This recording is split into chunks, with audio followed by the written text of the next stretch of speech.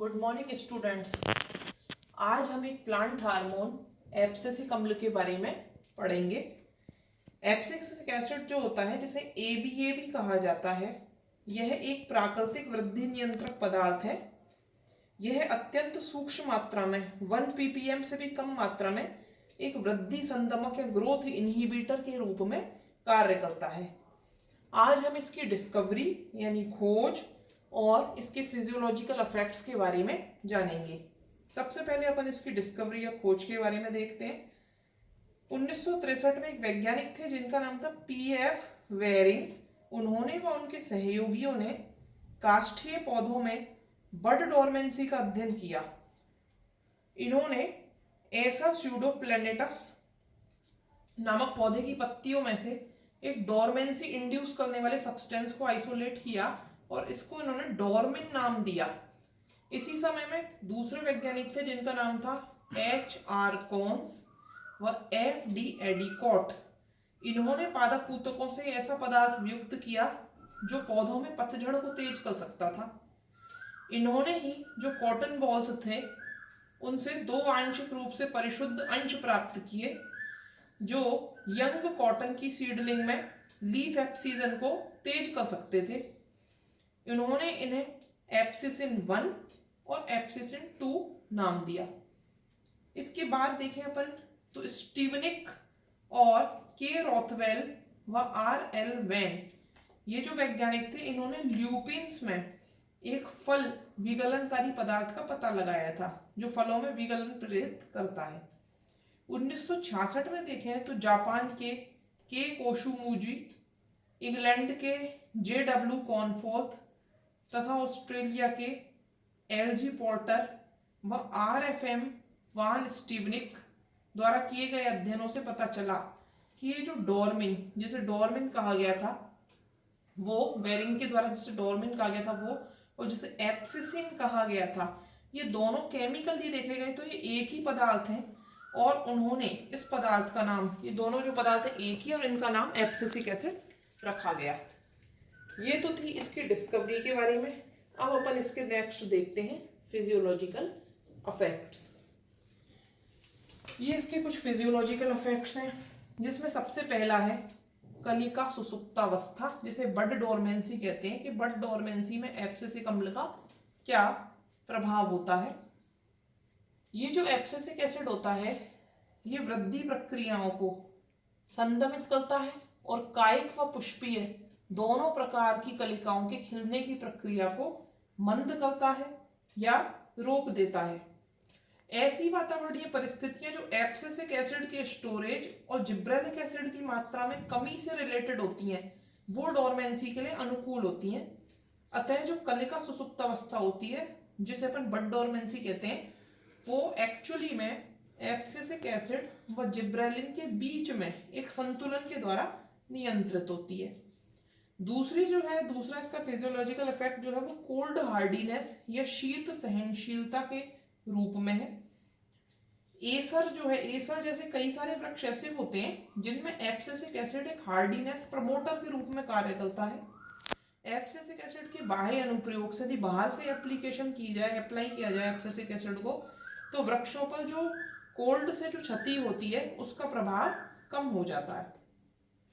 तीसरा जो है बीजों के अंकुरण में यानी सीड जर्मिनेशन में भी इनका रोल है। एब्सिसिक एसिड देखें अपन तो एक प्रमुख अंकुरण संदमक होता है, जर्मिनेशन इनहिबिटर होता है, यानी जर्मिनेशन को रोकता है। अंकुरण नियंत्रण के लिए जिब्रेलिक एसिड और साइटोकाइनिन से पारस्परिक क्रिया करता है एब्सिसिक अम्ल। तो 5 से 100 ppm के बीच एब्सिसिक एसिड की सांद्रता यदि अपन इस्तेमाल करें तो वो अंकुरण पर संदमक प्रभाव दर्शाती है। तीसरी चीज जो है वो फल व नेक्स्ट जो है फोर्थ, फल व बीज के विकास में, फलों के विकास में अपन देखें तो एब्सिसिक एसिड जो है उसका महत्व हालांकि अभी ज्यादा स्पष्ट नहीं है, लेकिन गुलाब में ये पार्थिनोकार्पी को उद्दीपित करता है, ऐसा देखा गया है। नाशपाती व अंगूर में एब्सिसिक एसिड की जो एंडोजीनस अमाउंट होती है, जो अंतर्जात मात्रा होती है, वो फलों के विकास के साथ धीरे धीरे बढ़ती जाती है, लेकिन फलों में परिपक्वन प्रारंभ होने पर यह बढ़ोतरी रुक जाती है। सेब, संतरे जैसे अनेक पौधों में एब्सिसिक एसिड की अत्यधिक उच्च मात्रा भी फल विकास को प्रभावित नहीं करती है। और भ्रूण की बात अपन करें तो भ्रूण विकास के समय एब्सिसिक एसिड कई प्रकार के कार्य करता है। जैसे भ्रूण के वृद्धि काल में इसकी सांद्रता न्यूनतम रहती है, लेकिन जब भ्रूण परिपक्व होता है तो एब्सिसिक एसिड की मात्रा तेजी से बढ़ जाती है। इस तरीके का जो इफेक्ट्स हैं वो एब्सिसिक एसिड के देखे गए हैं। एक बहुत ही इंपॉर्टेंट काम जो है एब्सिसिक अम्ल का, वो जीर्णता व विलयन में भी है। वो किस तरीके से है? एब्सिसिक एसिड जो होता है ABA, वो पत्तियों व अन्य पादप अंगों में जीर्णता, जिसे सेनीसेंस कहते हैं, और विलयन एप्सिजन को त्वरित करता, बढ़ाता है। इसके लिए करेगा क्या? क्लोरोफिल प्रोटीन और RNA का तीव्र ह्रास होता है, इसमें कमी होती जाती है पत्तियों में। लेकिन जिब्रेलिक एसिड या साइटोकाइनिन यदि अपन ने डाल दी तो जीर्णता पर इसके प्रभाव को आंशिक रूप से कम किया जा सकता है। तो इनका अपन देखते हैं कि एक दूसरे का अपोजिट इफेक्ट होता है। एब्सिसिक एसिड द्वारा जो प्रेरित विगलन प्रक्रिया होती हैं उनमें प्रोटीएज, पैक्टिनेज, सेलुलेज जैसे कई सारे जो निम्नकारी यानी डिग्रेडेटिव एंजाइम्स जो होते हैं उनकी मात्रा बढ़ जाती है। कोशिका भित्ति जो होती है, सेल वॉल, उसकी जो मिडिल लैमेला होती है वो विलीन हो जाती है। इसके फलस्वरूप विगलन की प्रक्रिया जो होती है वो तेज हो जाती है। इसके अलावा एक और इसका फिजियोलॉजिकल इफेक्ट है, वो है पुष्पन और लिंग अभिव्यक्ति, माने फ्लावरिंग और सेक्स एक्सप्रेशन में होता है। ये बहुत एक महत्वपूर्ण इसका रोल है। ये जो एब्सिसिक एसिड होता है वो जो लॉन्ग डे प्लांट्स होते हैं जैसे लोलियम है, पालक है, इनमें पुष्पन को संदमित करता है। लेकिन कुछ शॉर्ट डे प्लांट्स हैं जैसे स्ट्रॉबेरी, ब्लैकबेरी, उनमें यह लॉन्ग डे की स्थिति में भी पुष्पन को त्वरित करता है।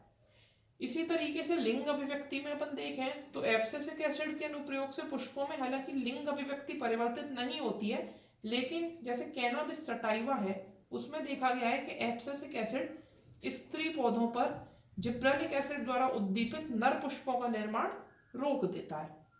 और आखिरी जो है इसका वो है वातावरणीय प्रतिबल व रंध्री कार्यकी, माने एनवायरमेंटल स्ट्रेस पे क्या रोल है इसका। जल प्रतिबल देखें अपन, वाटर स्ट्रेस जिसे अपन कहते हैं, वो पत्तियों के हार्मोनल संतुलन को परिवर्तित कर देता है और जीर्णता को उद्दीपित करता है। तो ये जो सैलिनिटी स्ट्रेस है और उच्च वायु वेग से प्रभावित जो पौधे होते हैं वो एब्सिसिक एसिड को स्टोर करते हैं, संचय करते हैं। एब्सिसिक एसिड में बढ़ोतरी जैसे होती है तो रंध्र जो होते हैं वो तेजी से बंद हो जाते हैं। जब रंध्र बंद हो जाते हैं तो वाष्पोत्सर्जन की प्रक्रिया जो होती है वो घटती है और जल का ह्रास जो होता है वो भी रुक जाता है। ये इसके कुछ फिजियोलॉजिकल इफेक्ट्स हैं। Thank you.